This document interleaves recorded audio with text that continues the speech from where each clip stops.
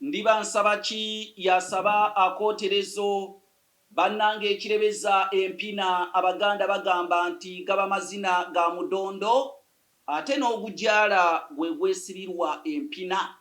Mwebala okumpa ekyanyo wamali bukyawa ennoga nange nentuula olusiriza ntamu n'olukukuza mbugo okubalojjera ekyeya ky'essana engeri gye kyeberengulamu omuliro ate n'engeri y'enkulo gye zitwalamu emmere okwagala okugimala ku lujjuliro. Nze Kanoonya Juma omulangira w'Ebukerekere ali ku kamera bamuyita Wycliffe Edgar Sali musajja yeddira nkima. Ntuuse n'ekibuuzo kyaffe eky'olunaku olwaleero era ekibuuzo kino nga kyabuuzibwa omu ku bayizi bange. Tukiwulirize era tukifunemu ekyokuyiga kubanga wadde ye yakibuuza naye ate naye weetaaga okukimanya. Ekibuuzo kigenda bwe kiti. Ekibuuzo kigamba nti Mukulu Kanoonya Juma nkulamusizzaako nnyo ssebo.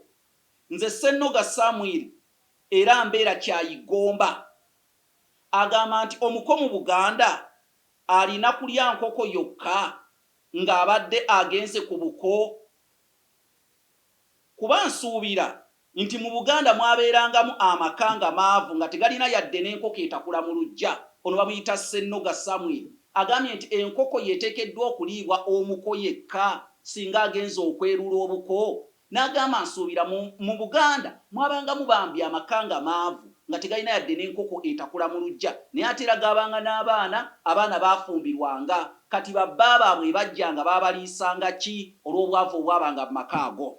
Lumegumba amazzi gawole nkuyiira akanyama akabisi owute ku tuzzi.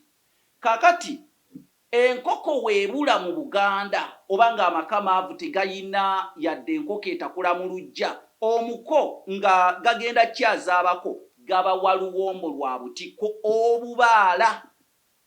Era enkoko weebula Omuko alya Luwombo lwa butiko obubaala gwate mu bulwe enkoko mu bulwe n'obutiko ate obwavu bubeera bususse. Kale nno ekyo kitegedde Ssennoga Samuel okuva ekyayigomba.